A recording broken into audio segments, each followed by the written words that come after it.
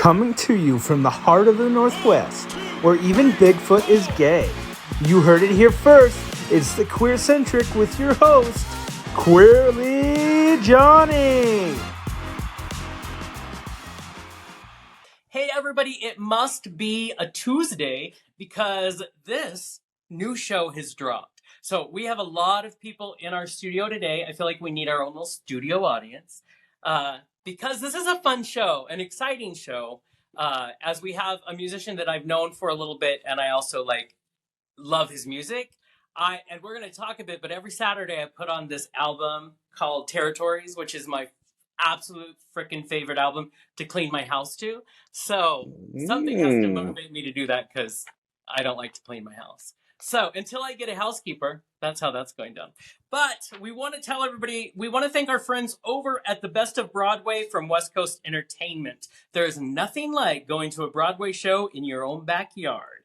So please support the nightlife of Spokane, Washington, and take in some theater with upcoming shows like Tina, the Tina Turner musical, Les Miserables, I think is how you say it. Dr. Seuss, How the Grinch Stole Christmas, and so much more. The new season has been announced, so you won't want to miss any of these.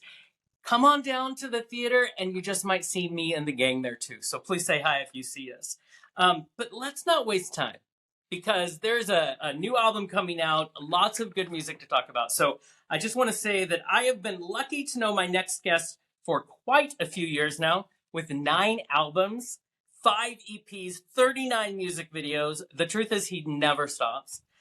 He currently is releasing a new studio album, and by the time this show drops, it's going to be out there for you to go buy, and you should. It's called Remember What It Feels Like. And I am so excited to welcome my friend, Tom Goss, to the QueerCentric. How are you, sir? I'm doing fantastic. Thank you for the wonderful introduction. All truth, my friend, all truth. Also, are you exhausted? Because that's a lot. And now you're launching. I'm just old. Like, it's funny when when I was doing like the compilation, because it's like, I don't know what album it is. At some point in time, you've done so many, and I was like, Yeah. like that's insane.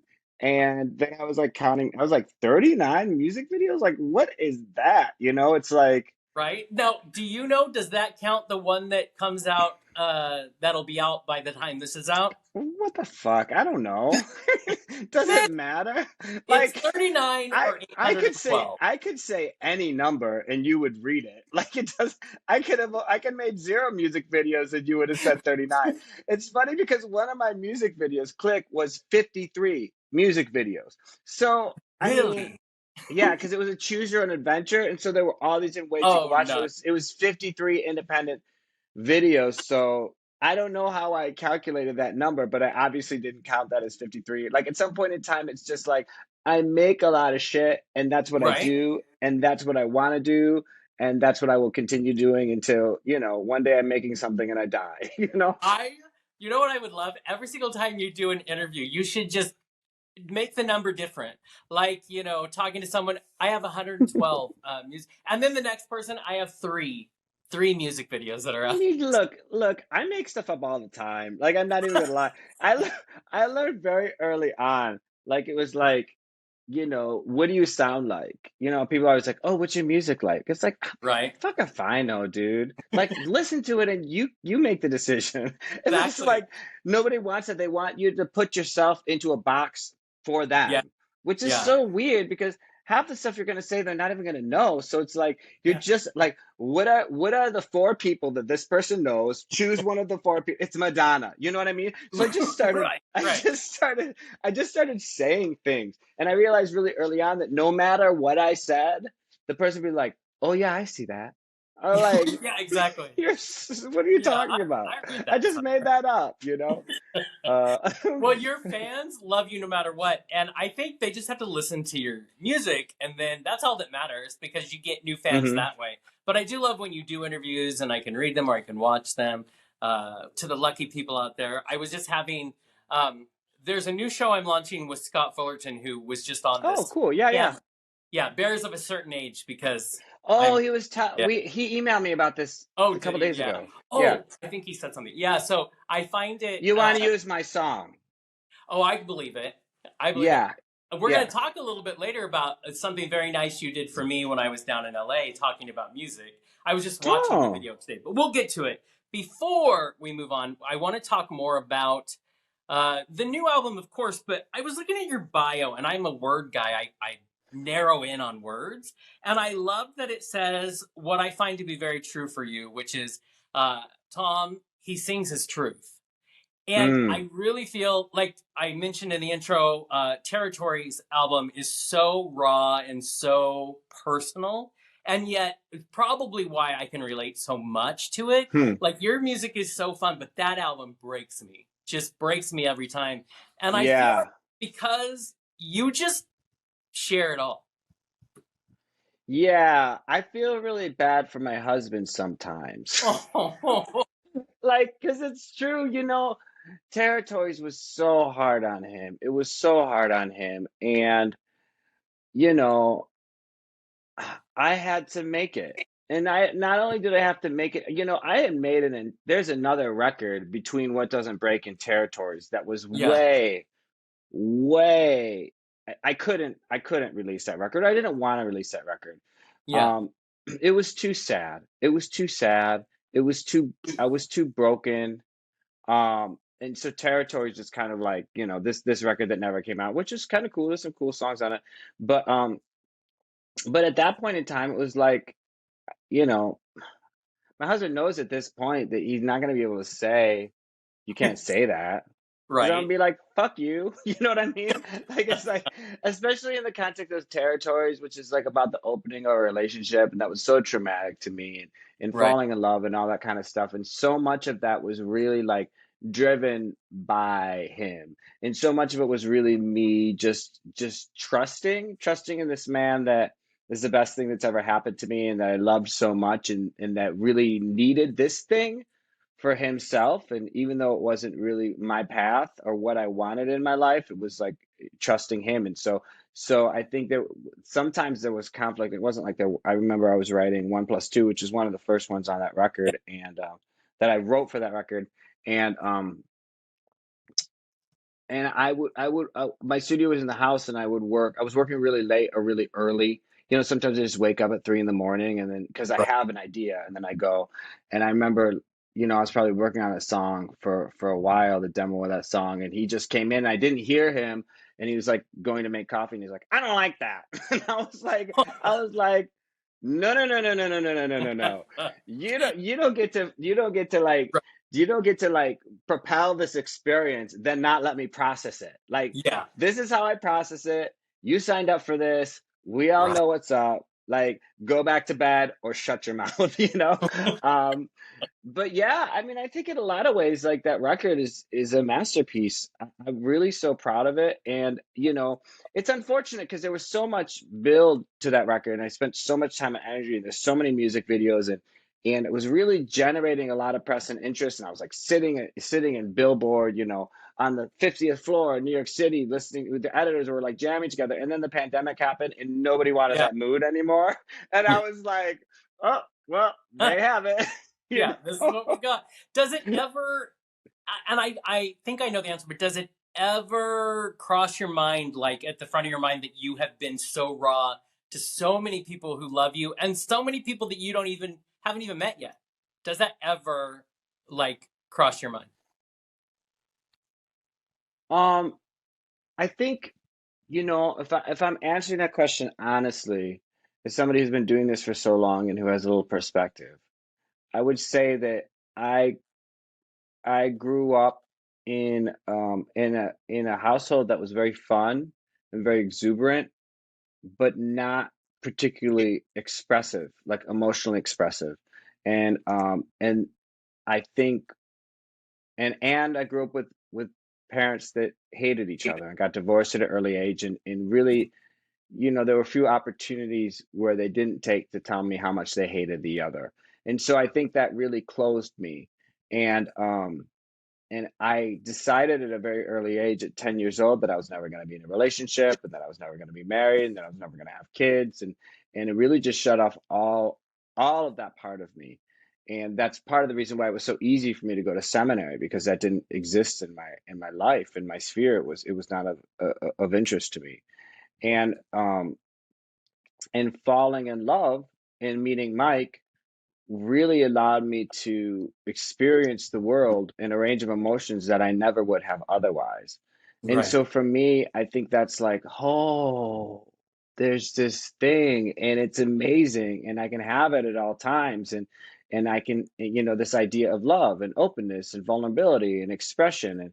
And so I want that. I don't necessarily always know how to do it because I haven't wasn't given the tools at a young age. But I think for me, once I start closing, it closes real hard, Yeah.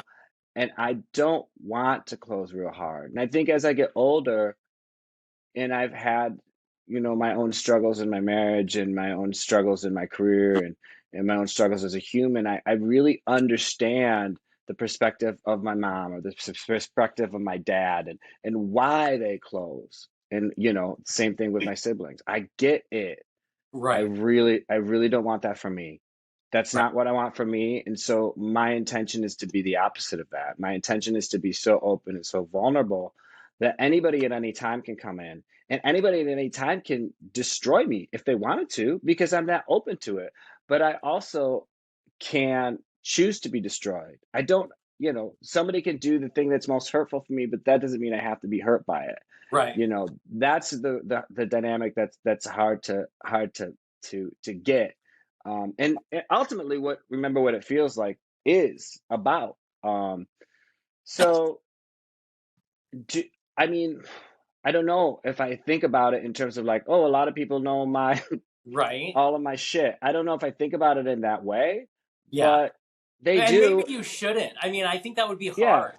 Yeah, to just know that. I mean, there's an I don't think it's ownership that hard. comes I to don't think it's living. hard. Yeah. I I think what's harder is to be a person on the inside that refuses to let the world to that refuses to shine in the world, that refuses to let the world see who you are, that is Yeah. constantly beholden to their fears. I Yeah. think I think that's worse. That seems horrible to me. Right. Well, and you mentioned it. One of the things when I was reading kind of like some of the release notes for the new album, and you've Hmm. mentioned a few times, it's first of all, I think you're always frozen in time for me. Like you're I mean, I'm older, not by a lot, people.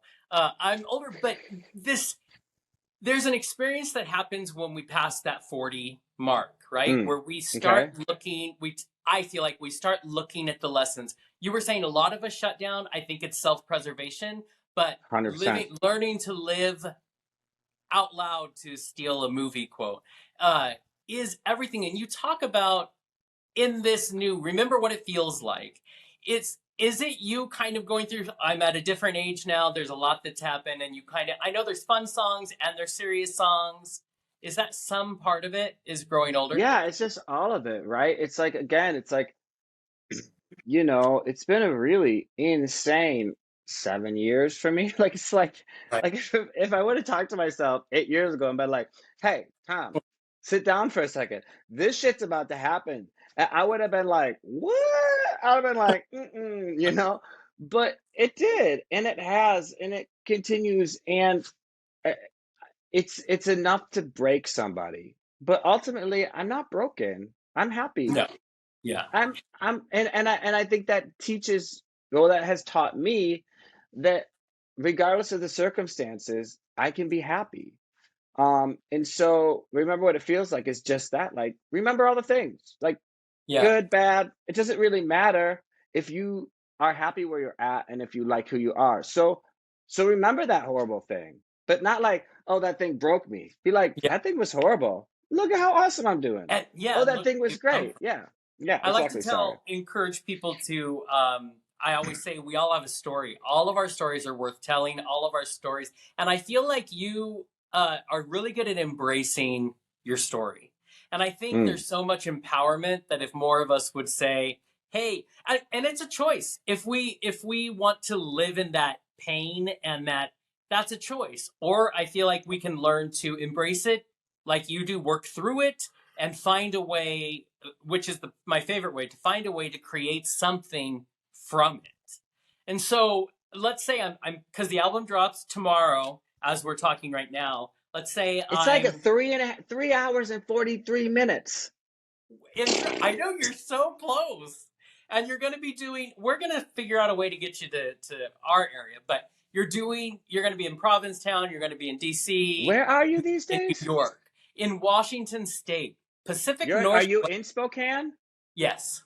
Yes. Oh, well, I'm coming to the Pacific Northwest in August. See, where are you going to played Spokane. I used to play Dempsey's Brass Rail. That is the gold standard of the gay bars in Spokane. Is it still there? No, sadly. Most of us had our teenage years sneaking over to that bar because it was. Yeah, I played there like 2 or 3 times. I would say like between 2008 and 2012. That is insane to me. You were in my world. I didn't even know it. So maybe you'll find yourself. There's a really good bar called 9 Bar and Bistro. I'm just saying. So let's do it. Let's make it happen.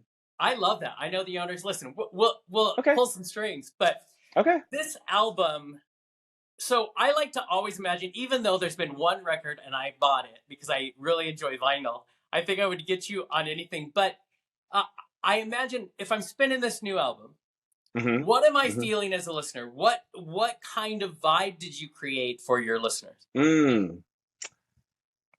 I would say you're feeling joy. Love that. That's the way that I feel about it. Like, it's so. I sent you the link, right? I saw the new single that's coming out. You don't have the record. No. Oh, why didn't you text me? I would have sent it to you. What's wrong with you? Consider this a text. This is just a verbal text. One of the things I love about your music is it's so emotional, but at the same time, when you do fun songs as well, that's why it's impossible not to either dance around the house or really get into those, deep ones. This record is fun. So much fun on this record. Nice. I would say in a lot of ways, like, it's like hearkening back to older like style a little bit. Like, it's just like very acoustic guitar based, very fun, very pop, and it's just like banger after banger after banger after banger. There's like there's 15 tracks and there's like 2 ballads. Otherwise it's like big fun acoustic pop number type of things. I don't know if the kids still say it, but you were going for that summer bop feel. There's like a million summer bops. My nephew say that. I'm assuming that's the language. How old's your nephew? He is 17, so he knows. He's in the know. But he's Spokane 17. That's a whole different world. Yeah, now which is like Los Angeles 44. For sure. I was gonna say it ain't easy being down in LA and trying to create, so I have a lot of respect there. So there's a new single that's out. Tell us, because you can even people can go and watch the video, which is so much fun. It kills me. Also, I appreciate your wardrobe choices. That's always a good thing. Wardrobe. It's wardrobe. It's like as little wardrobe as you could do.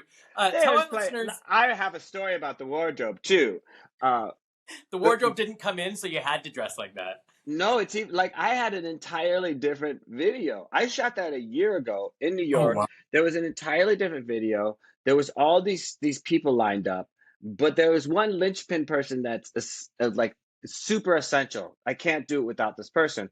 And then 36 hours before we go to shoot, this person bounced. They were like, I can't do it anymore, which made the entire thing crumble because I couldn't find another person with this.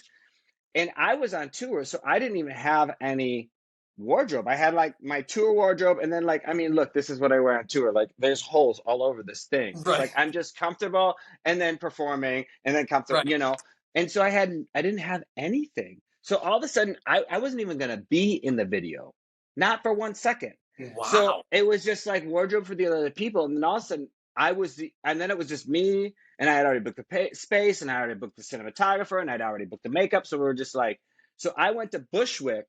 I had 2.5 hours. I went to Bushwick and I went thrift shopping, and I bought all of those outfits in 2.5 hours for like Wow.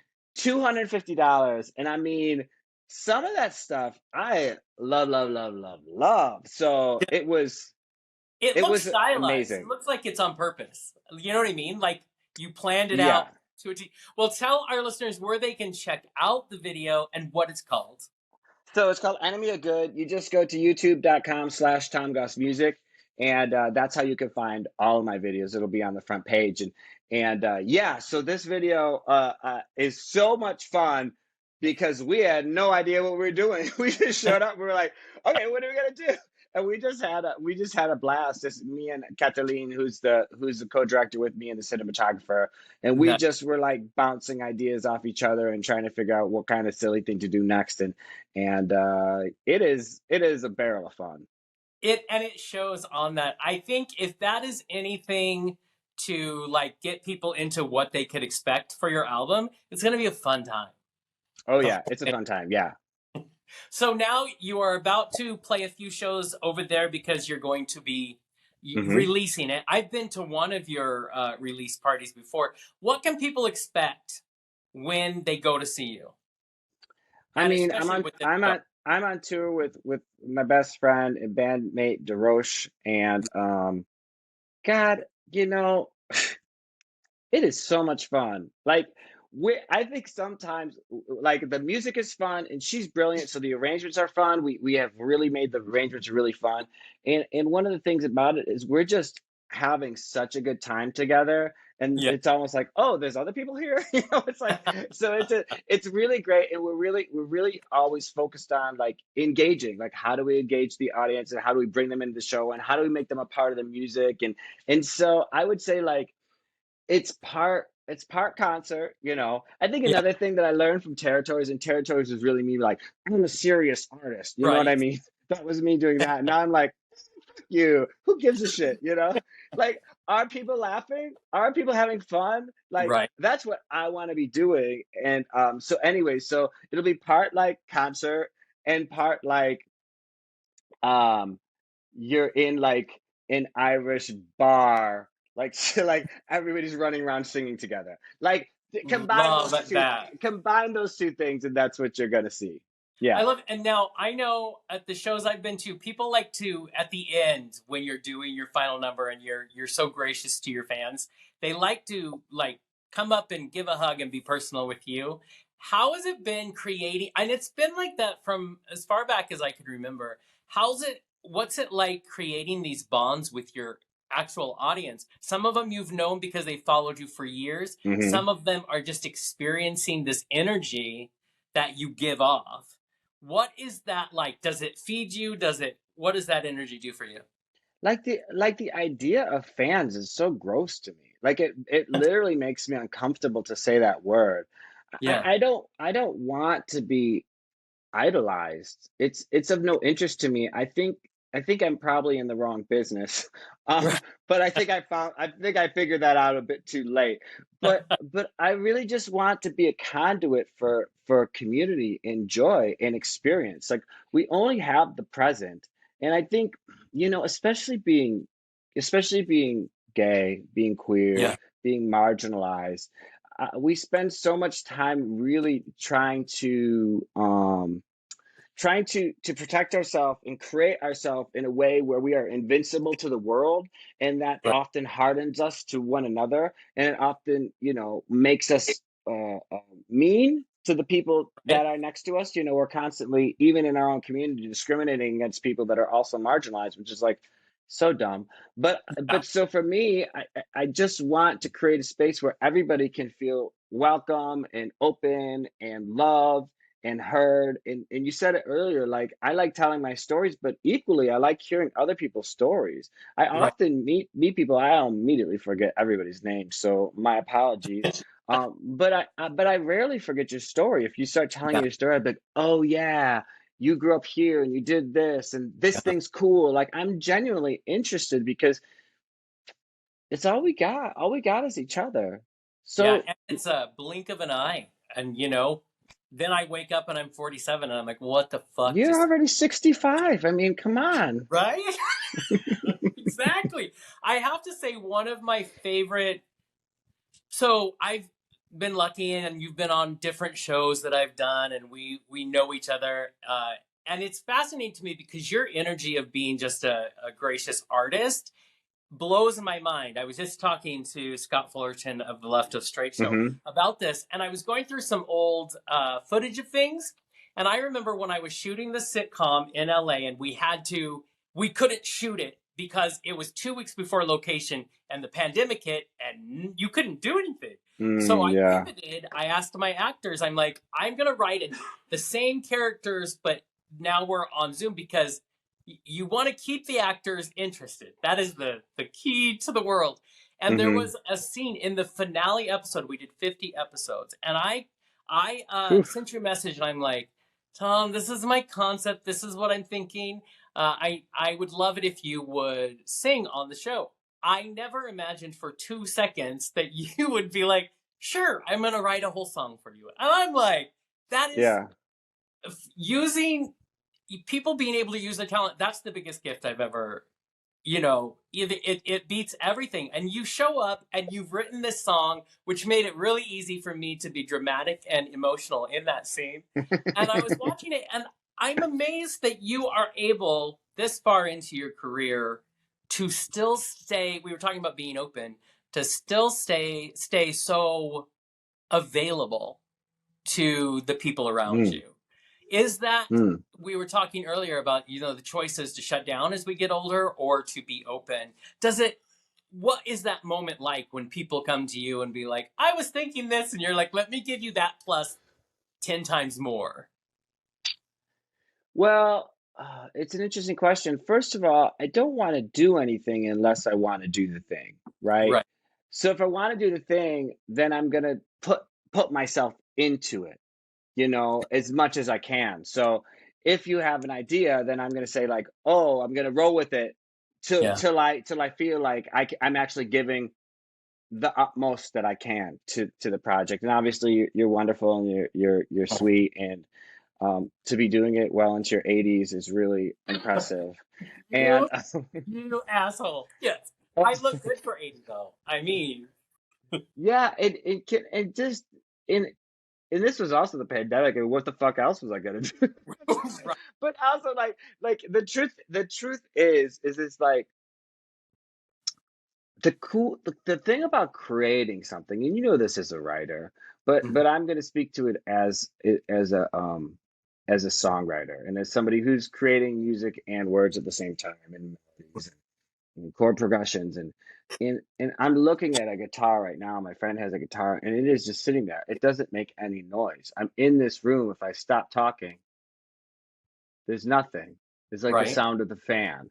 It's not particularly uninteresting, but it's not particularly interesting, and it's not moving me in any way, shape, or form. But if I took that guitar, I could write a song. 20 minutes later, I could have a song, or 30 minutes, or Right. an hour, or however long it would take to write this song. And this thing would exist out of nothing. Like this thing that didn't exist in this room before would all of a sudden exist. And often I cry. Like often I'm writing and I'm crying, or I'm writing Right. and I'm laughing, or I'm writing and I'm jumping up and down. And that's like that's magical to me. Like the ability to do that. I'm not going to be like, oh, here's an opportunity for me to participate in magic and make myself Right. happy. No, thank you. I'm going to be like, Yeah. wow. Like, it's like, I can't tell you what it is. I can't explain it. I don't really understand it, but I know it's inside of me. And it's similar to what we were talking about before. Like, why would I want to exist in the world and shine if I can shine? Right. Exactly. Yeah. I mean, Lizzo taught us right. Everybody got to shine. So bring Everybody it, got to shine. Thanks, everybody. Lizzo. I love it. And it's funny because, first of all, so I'm watching that episode today. Makes me teary. But what makes me so grateful is that this gentleman who, is the singer-songwriter, I love your music, and we know each other, but, it's not like we hang out and we're besties, and yet you were willing to, I know what it's like to write. I know what it's like to take a piece of you and just do it. And for that to be shared so easily. Also, I tell people that the reason I like being a screenwriter is because I'm a control freak. And so you get to write your world. I got to get you to say, I wrote, Tom Goss gets to say Jonny is a cutie. And it was like, I'm like, see, this is what you do. So if I write more, I'll control the world around me. Make people say nice things. Well, also, you're a cutie, so like whatever. Like it's easy to say. See, sound bite. So remember, in post, take that out. We want to put that in the sound. Yeah, I mean it's such an interesting thing. Like, and I think I've gone through periods of time where, I've been a little more withholding of it, and I think that has to do more with fear than anything. Um, I think for a long time, and I've written hundreds and hundreds and hundreds and hundreds of songs, but I think every time you finish a song, you're like, oh shit, I wonder if I can do that again. Like it's such an unknown thing. It's not like throwing a ball. Like I've never caught a ball and thought, I wonder if I can throw it again. But when you create a thing, you wonder. And I think I'm just kind of over that. Like I can, if I wanted to, I could write 10 songs a day, every day for the rest of my life. If that was what I wanted to do. Right. And I just believe in the ability to open that channel. And when that channel's not open, that I in the same way that like if your arm is sore, you can still throw. Like I've trained it in such a way that I can just do it. And I want to do it and I love doing it. So why wouldn't I do it? Right. And I love that it seems like, at least from an outsider looking in, you have found this beautiful balance in your life because you are out there, you're sharing that energy with people, you are an amazing performer, and your energy just comes even before you're on that stage. But you also have a life. You know what I mean? You Yeah. take time to, to travel, to be with your husband, to do these things. So that's a secret that it takes a lot of us a long time to find. Oh, You I know, mean, if you ask my husband, I don't do that. So, I mean, it's all a matter of perspective, right? It's hard for me. I'm a really hardworking Midwesterner. I I went to college on a wrestling scholarship. Like it is Right. ingrained to me to work at an insane pace endlessly. And so I think the pandemic was really helpful. Right. It was really helpful to be like, I'm not sure that matters. Yeah. Yeah. What I do love is now you've always been sassy, which is my favorite word in the world because I love sassy people. But I feel like you are entering this point in your life where you're even more sassy and more like, hey Ooh. guys, this is fucking what I want to do. And your joy is definitely contagious. And I think joy now more than ever is so important, especially for, people in our community. So do you Yeah, know that that's or did it just happen? I don't know about my sassiness. I don't have like a sassy gauge or something like that. So I can't speak to if it's rising or falling, but I do know that I want to spread joy. And I think another thing like, going back to the idea of like territories, because that was the record before this record. And territories was such a dramatic difference than previous record, and this record is so dramatically different than territories and blah blah blah blah blah. I think for me, existing in this world as a joyful person and then spreading that joy to others has always come really naturally to me. Yeah. And I think sometimes the things that come naturally to you, you you don't value. I want people to take me seriously. Why is Right. everybody looking at my body and not talking about my mind? Right. Shit like that, instead of just being like, oh, well, people like your body and talk to them. They'll probably like your mind. Yeah. It's like I think I'm just like, yeah, well, that's what I do. I spread joy and that's cool. So somebody doesn't take me seriously. I can't control that. Why am I not leaning into my strengths? And I know that's a weird way to break it down, but it's just kind of what it is. And I like being joyful and I like making people smile. I like making people laugh. So it's beneficial for everybody. I think so. And then you make this music. I was thinking anybody who has been listening to you for, years and years, I cannot think of a person who has so many songs that I love to listen to. And they're all over the Mm. place. Like I'm drama, so that's why I love Territories. It's so beautifully written. Hmm. But Hmm. I mean, all the way back. Kurt, our producer over here, he will always rave about bears. There's something for everyone in your music when you play. Did you have any idea? Because, like you said, you were in seminary. You were in college on the wrestling scholarship. Does it blow your mind to look back and say, I created all these things that so many people resonate with, and they're all over the map? You know what I mean? It blows my mind. Yes. I don't. Sometimes people write me and they tell me what this stuff means to them, and I'm just like, holy shit. And nowadays, and this is weird. Nowadays, I'll be at shows and someone will come up to me and they'll say like, bears taught them their sexuality. Oh, wow. Now wait for it. When they were in junior high school. Are you because serious? now they're in their mid-20s or whatever, right.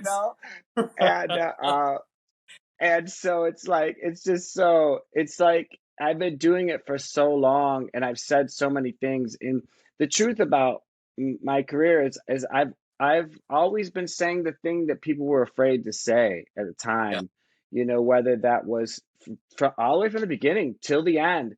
Till the End was one of the first time there was like queer people in a video together. And I remember this was 2000, early 2009.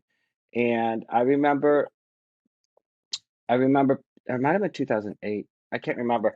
But people would say to me, all my gay friends would be like, it was so wonderful to finally see a video that represented me.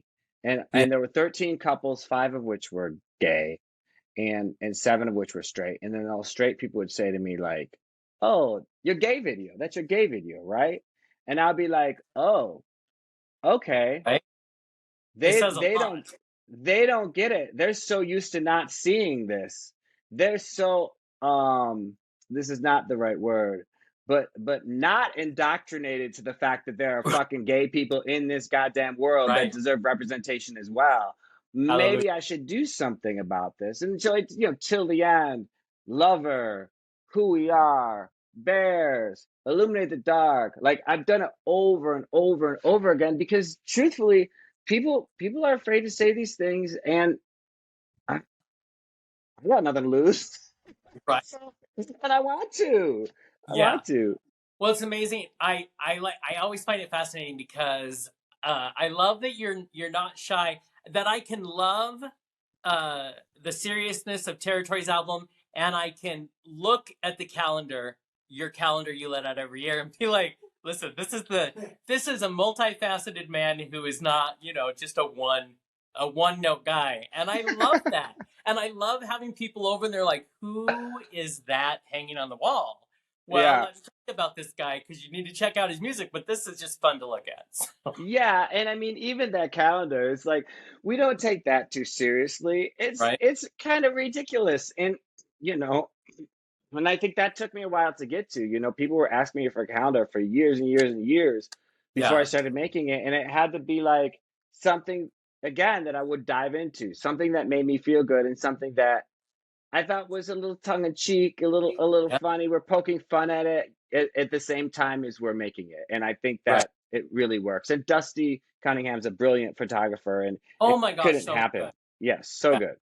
Yeah. And I love that because it also helps to fund the joy of what you're bringing to us. I mean, I always tell people, support the artists you love, because for them to continue to create what you enjoy so much, it's not magic. It's not a miracle. They need money. So I always believe greatly in doing that. Give them money. Yes, please. It's just like when you go to a drag show and you need your dollar bills. It's the same way for all of the indie artists I love. It's so funny. People think that I'm rich. Like they always think that. And they know, and I'm like, no, not rich. Like, join my Patreon, please. Exactly. I see you buying that $6 cup of coffee every single goddamn day, and you just spent $120 at the bar. You can't give me $10 a month, bitch. And this is a Exactly. funny thing. This is a funny thing. People will write me and be like, "Oh my God, your music saved my life." Da da da da da da da da da. And I respond like, "Oh, I really appreciate that. It means a lot to me. Thank you for letting me know. If you want me to continue to make this music and help change the world, this is my Patreon." And they'll be like, "I don't have any money." And it's like, and I'm like, and I was like, okay, like it doesn't Right. matter. But at the same time, it's like really interesting how we as a society value musicians and artists Yeah. intellectually and emotionally and financially, because intellectually Yeah. and emotionally is here and financially can't fit on the screen. Like it's like Exactly. we Yep. expect my life changing magical music to be for free, but Exactly. Yeah. you're gonna go buy Nerds at the store that now costs like $2.29. Like it's like Thank that's you. just sugar. That doesn't help you. That's nothing. That's killing you. I, Exactly. I'm I'm helping though. So Yeah. And I think that's important. That's why I love it when I was able to go see your shows, to see how many people show up is insane. hmm And so I'm hoping they continue to grow and grow and grow. Before we wind down here, I do want to know, the Queer Joy is so important right now. I think is it HRC who's doing You Can't Ban Queer Joy, which is their campaign. I didn't Because as know. we look around, it looks like it was when I was in my 20s. I mean, that was like the late 1800s. And so it Yeah. wasn't good on this. And now we're seeing it again, and it's scary. How do you keep your joy when we're facing things like that? First of all, I love how quickly you're aging throughout this Right? Exactly. That's what conversation. I'm It's saying. great. Every I'm glad interview we're is still on the changing. same page. But oh, you know, I, this isn't a good answer, but I don't think about it. Like Yeah. it's just I just am gonna be who I am, and some people are gonna hate me. I can't control that. I can't let that make me be sad. I just I really like being joyful. Like it makes me happy. That's a really dumb Right. sentence, but it's true. And so that's the choice that I make. Yeah. Period. And you've brought that up so many times, and I cannot tell you how that resonates, because to me it's so true. Is It's a choice that we make every Mm-hmm. day. The choice of how we react to people, the choice of how we let things make us feel. I know it's not easy, and I don't mean to downplay anybody who goes through really Yeah. tough times.